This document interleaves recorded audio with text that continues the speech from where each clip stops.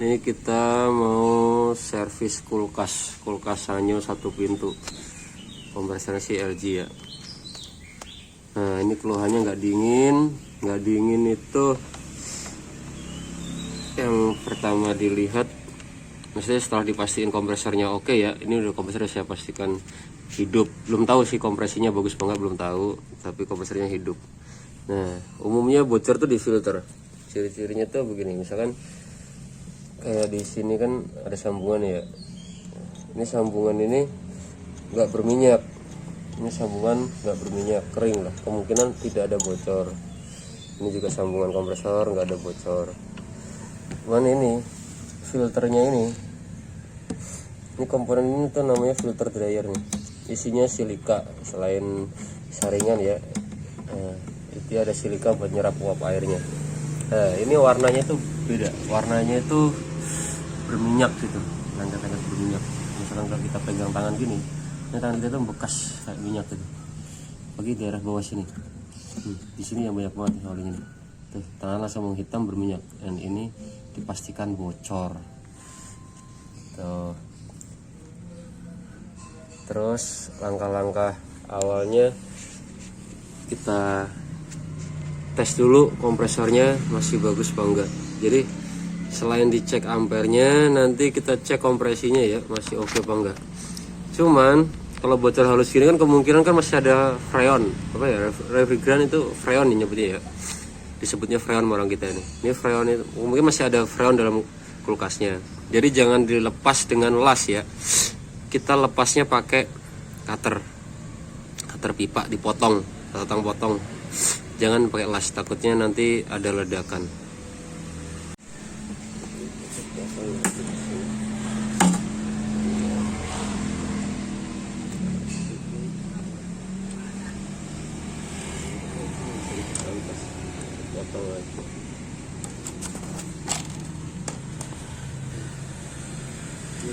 Terbuka.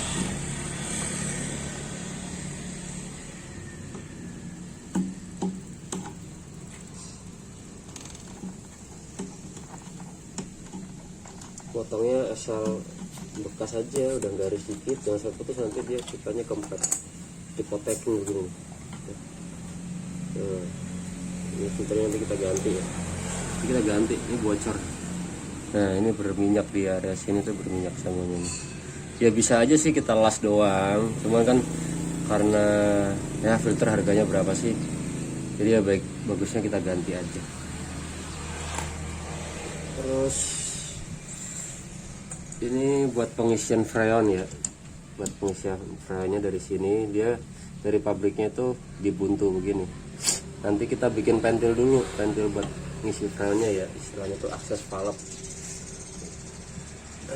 Kita potong juga, jangan pakai las ya.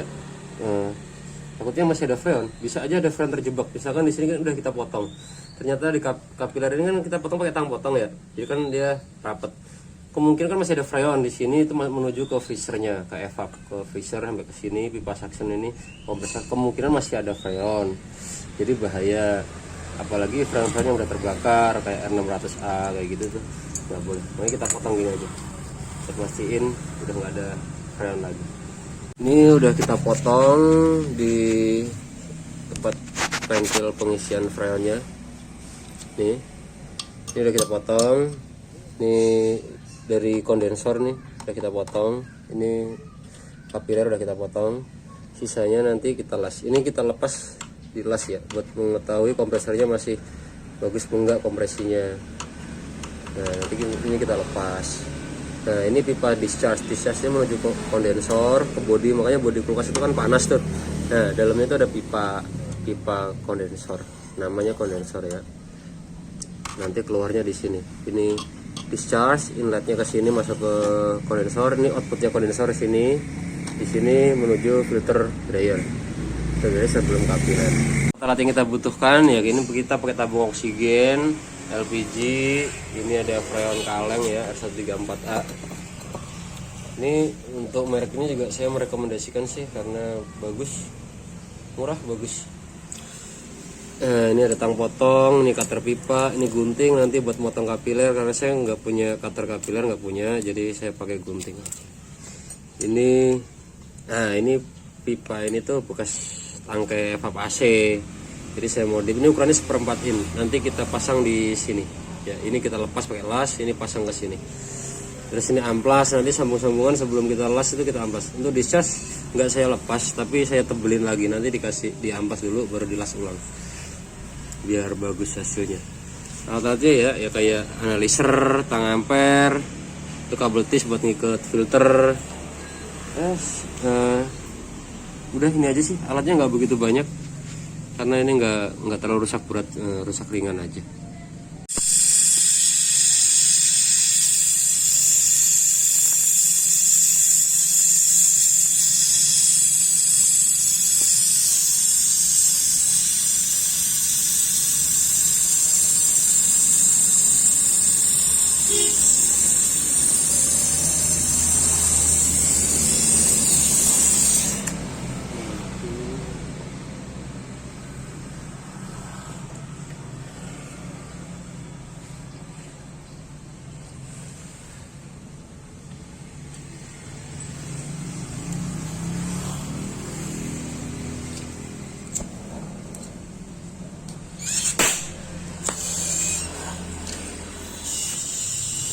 Ini kita pasang dulu pipa propulsion coilnya.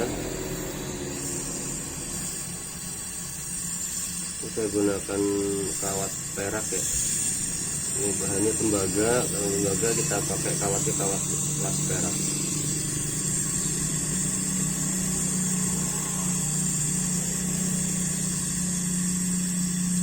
Cukup dipanasin terus dioles-olesin gini aja, nanti dia menyebar sendiri kawatnya.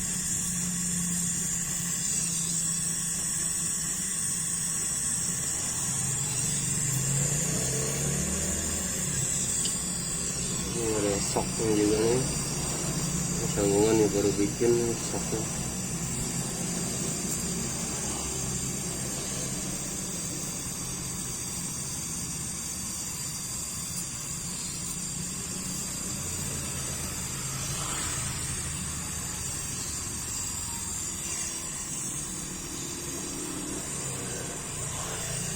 Oke, terus kita sabut nih, sebelumnya kita buka dulu, tutup kompresor, terminal kompresornya kita lepas biar ini kan banyak plastik, takutnya kebakar apa gimana. Itu kabelnya aman sih.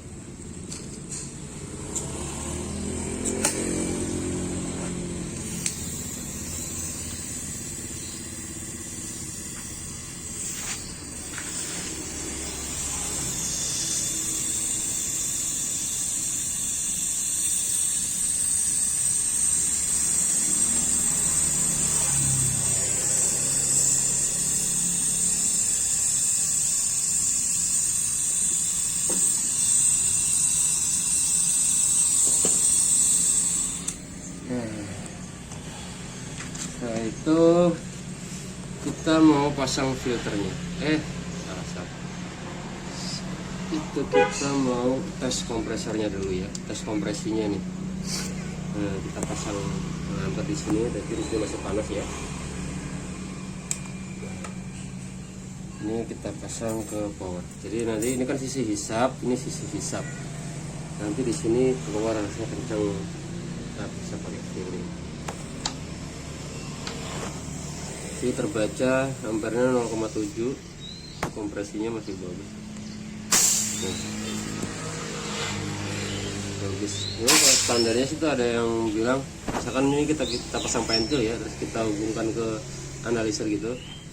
Nanti tekanan idealnya itu ada yang bilang 400 PSI, 500 PSI itu baru bisa dikatakan layak. Kalau saya pribadi sih sejauh ini pernah tuh ngetes di 320 PSI maksimal, tapi saya pakai normal saja. Ya mungkin beda-beda tergantung merek kompresornya mungkin ya. Tes ampernya bagus. Ampere rata-ratanya satu pintu itu gitu, antara 0,5 sampai 0,7. Kalau dia udah 0,8 atau 0,9 umumnya oli kurang atau mekaniknya udah aus.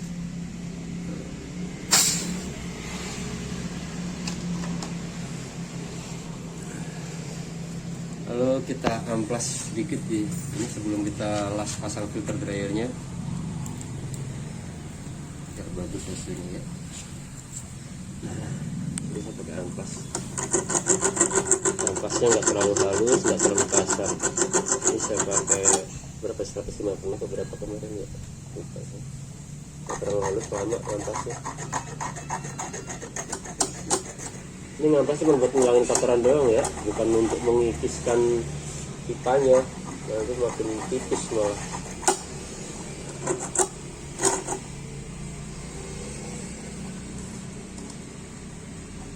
Ini nanti kita las. Nah, filter kita panjangin dulu ini kapilernya nih. Nah, ini hubung masih rapat kita ampas dulu biar kotorannya nggak masuk. Kita singkirin dulu.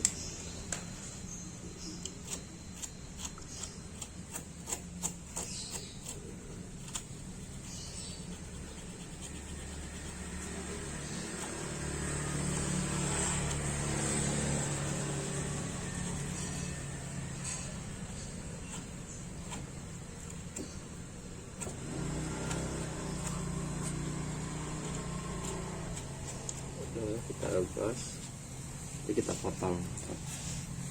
Gak deket coba kameranya. Ini saya motongnya pakai gunting aja ya. Jadi dalamnya tuh pipa. Ada lubang ya, namanya juga pipa. Ini bukan kabel ya, bentuknya memang kayak kabel. Tapi ini pipa kapiler. Nah, ukurannya tuh ada 0,026 inch, ada 0,028 inch. Cukup kita grit doang, pinggirannya pakai gunting, lalu kita potekin. Jadi dalamnya nggak mengecil, nggak mampet gitu. Terus ini filter dryernya. Filter dryer saya pakai yang outlet 1 ya, karena saya tuh nggak suka vakum body. Saya pakai pompa vakum. Sebelum pengisian flannya itu pakai pompa vakum. Nah, ini filter dryer. Kalau kita kocak suaranya ini. Dalamnya itu ada pasir silikanya. Oke. Selain strainer, di sini strainer kayak istilahnya itu saringan lah. Nah, tapi antara saringan itu dia dikasih pasir silika. Fungsinya misalnya masih ada uap air dalam sistem, dalam kulkas, nanti diserap oleh pasir silika itu. Ini juga kita tebelin dulu, kita las dulu ini sebelum ke filter. Jadi takutnya nanti kita las dalamnya sini udah berkerak, kan bisa kita dorong pakai anginnya, kompresor itu sendiri. Cukup ditebelin dikit aja ya, karena las-lasan begini tuh dekat-dekat kompresor ini rawan bocor karena getaran. Jadi kita jaga-jaga aja biar nggak ada komplain. Kita tebelin sedikit aja.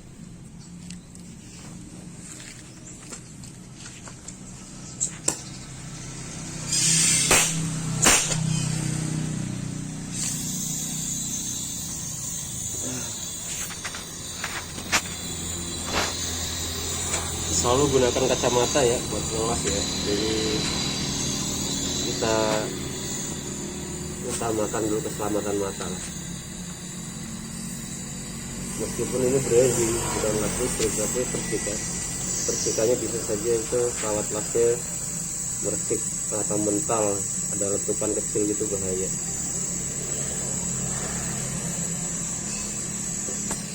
Nah, ini cukup kita tebelin gini aja. Nggak terlalu tebal biar rapi rasanya. Lalu kita dicolokin itu dengan tujuan, ini kan habis dilas ya, kemungkinan kan berkerak, biasanya dalam pipa itu berkerak, jadi biar kedorong kotorannya nanti ya. Nah, di sini keluar asap. Kalau asapnya sendiri itu sisa oli, berarti dalam pipa itu ada oli yang habis kena las, jadinya dia terbatas olinya. Saya makin ngetes bahwa ini tidak mampet. Oke, lepas.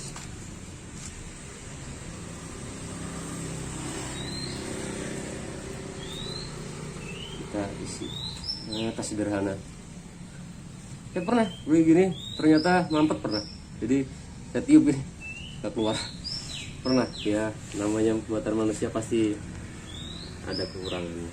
Pilarnya ya.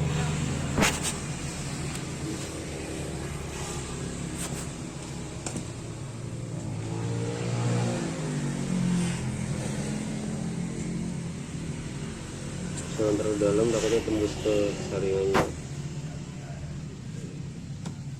Kurang lebih ini seukuran ini dong, nyampe batas sini dong. Kalau saya nggak salah ingat ya, dia itu batas di strainer itu sekitaran sini. Jadi kalau ini terlalu panjang nanti dia tembus ke saringannya malah. Jadi kita batasin segini aja. Nih, itu caranya kita lepaskan. Aduh.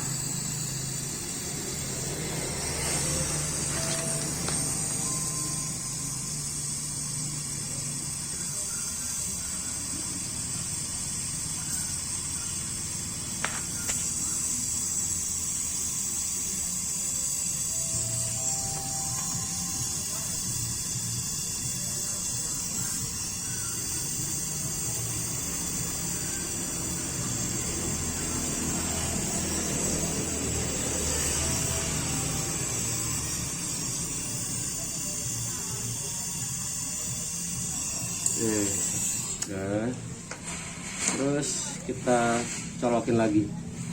Jadi dicolokin itu sebenarnya tujuannya mungkin kalau ada kotoran di sini nanti kan kedorong ya. Tapi buat ngetes ini mampet apa enggak. Kalau di sini mampet, di sini nanti nggak keluar. Ini mungkin menuju ke freezer, kapiler ini menuju ke freezer ke evaporatornya. Terus ini pipa suction kita balikan dari freezernya menuju kompresor. Karena ini kan udah kita lepas. Kita nyalain, kalau di sini mampet di sini nggak keluar. Buat tes. Ini udah nyala nih. Tuh, di sini lancar. Ini ada oli ya. Ini oli itu normal sih. Ini oli bukan air ya, oli. Jadi dalam siklus refrigerasi gini, oli itu selalu ikut siklus, ikut keliling ke sistem ya, ikut sirkulasi dalam sistem. Dia nggak bersenyawa dengan freon. Dia tuh hanya bukan menyatu sebutnya ya, bukan bersinergi juga istilahnya ya. Dia selalu ada dalam sistem sama kayak freon, tapi dia nggak bersenyawa. Ini olinya banyak karena tadi kan ada kebocoran, ini olinya keluar banyak. Oli ini sih toleransi sih. Nah, nanti ini udah kita tes nggak bocor, nanti kita pasang ke sini biar olinya balik ke kompresor lagi ya.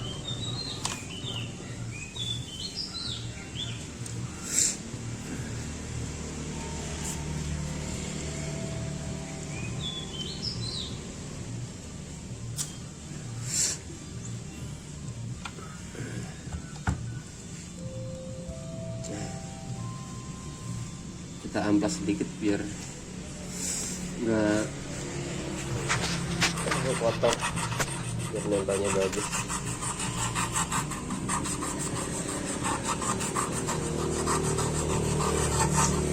Nanti kita dorong aja, dipanasin dulu terus didorong, jadi masuknya biar dalam nih.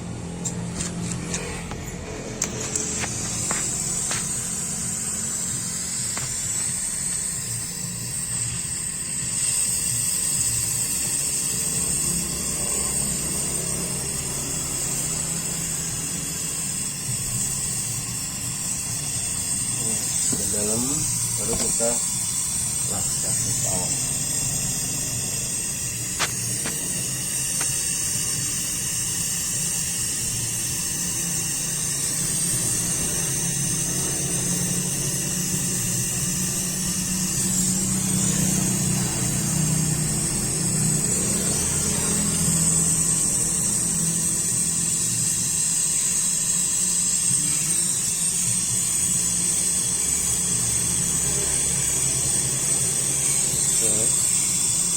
Kita matiin lasnya. Ini penggantian filternya udah selesai, pasang ventilnya udah selesai. Saatnya kita vakum. Vakum itu begini nih. Dalam ini kan pipa terbuka ya, berarti di dalamnya ini dalam semua sistem ini ada udara bebas, ya. Kalau kulkas itu sistem refrigerasi kulkas, aplikasi temperatur rendah, suhu minus. Kalau ada udara dalam pipanya di freezer, misalkan ada udara, nanti di situ beku juga. Nah, karena uap udara kan mengandung uap air tuh. Uap airnya tuh beku, bikin sistemnya mampet. Tuh. Jadi sebelum kita isi freon, kita vakum dulu sampai tanpa udara. Vakumnya saya pakai vakum 1/4 HP.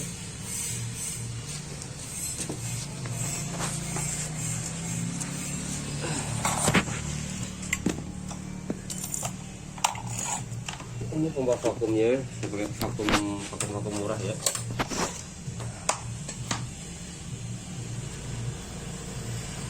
Vakum murah. Ini punya pressure kick. Tekanan. Ini yang lurusan dia dipasang ke sini. Pasang ke tangki sentralnya.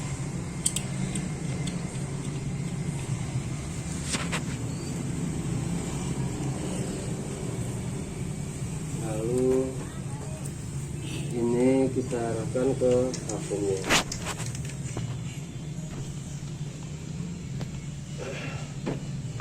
Ini kita nyalakan dulu. Nah, ini posisi jarum ini buka, ini posisi nutup analiser ini ya. Posisi gini kerannya nutup, ini kerannya buka. Kita posisi di keran buka gitu. Terus kita nyalakan. Kita vakum kurang lebihnya di 15 menit aja. Ini karena vakumnya udah kurang bagus, jadi yang maksimal yang bisa tercapai itu cuma minus 15.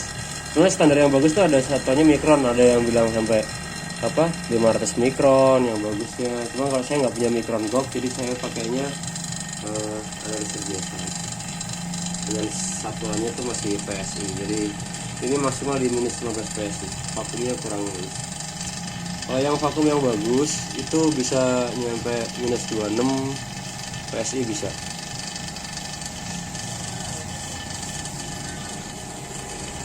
Ini udah selesai kita vakum, kita isi dulu. Jadi awalnya diisi kondisi mati aja ya. Kondisi mati udah kita isi dulu. Nanti dia biar penuh dulu. Asumsinya tuh gini. Sistem kalau udah tervakum, nggak ada udara sama sekali, benar hampa. Begitu kita isi refrigerannya, freon masuk ke kondisi mati, dia akan memenuhi semua ruangan dalam sistem, terisi semuanya, keseluruhannya. Sebenarnya kalau standar pabrikannya ditimbang berapa gram gitu, ada keterangannya biasanya nempel, ada keterangannya berapa gram, dari mulai 70 gram, 80 gram, 90 gram, macam-macam lah. Kalau ini nanti kita pakai batas tekanan aja. Tekanannya nanti kita kasih untuk awal isi itu kita kasih di 15 PSI, antara ya kurang-kurangnya 10 PSI lah, kisaran gitu. Ini udah dingin, barangnya dingin, kalengnya dingin. Kita stop dulu misalnya. Kita stop, baru kita nyalakan. Hampirnya kurang akurat nih.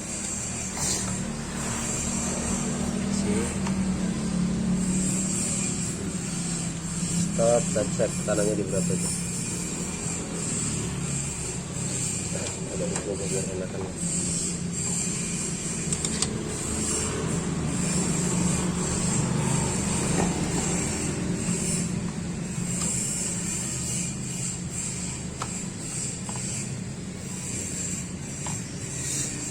Ini freonnya tekanannya 4,2 PSI. Kalau pakai analisis digital begini, di sini ada temperatur saturasinya, ini jenis refrigerannya R34A.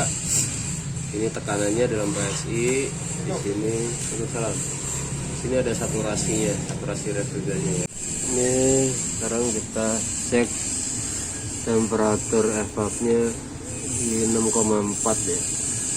6,4 di sini bunga esnya tuh dipegang udah ada kasar-kasar gitu. Ini udah ada bunga esnya nih ya. Udah ada bunga esnya. Tekanan freonnya di 10, ampere 0,6. Ini udah bisa kita stop pengisiannya. Nanti kita buntu pipa pulsen freon ini ya, jadi udah nggak pakai pentil lagi. Ini kita ampas dulu.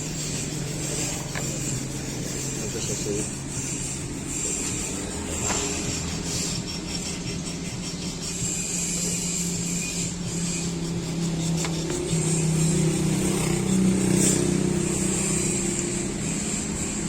Kita panasin dikit biar pipanya tuh ulet, jadi kalau dipencet nggak luka, nggak sampai bocor. Jangan terlalu panas banget ya, terbolong ya, asal aja, ini biar ulet aja. Logam kan kalau dipanasin ini lentur. Baru kita press pakai tang press khusus buat pipa AC ya. Nah ini kalau pakai enteng begini bisa kita setel apa di sini. Saya sih pakai 2 kali ya, biar aman. Kita potong kayak cutter pipa.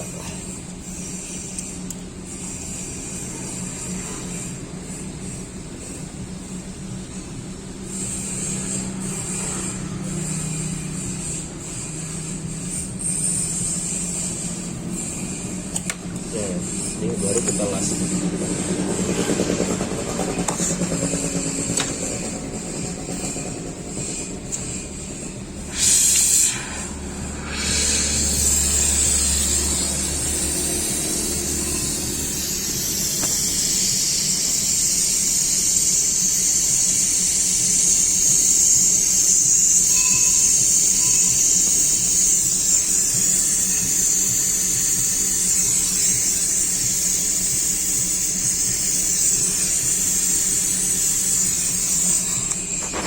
Oke,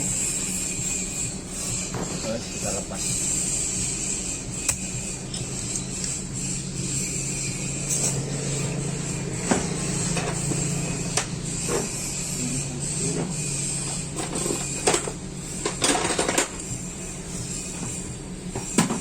Kita lap dulu. Nanti kita tekuk ke dalam.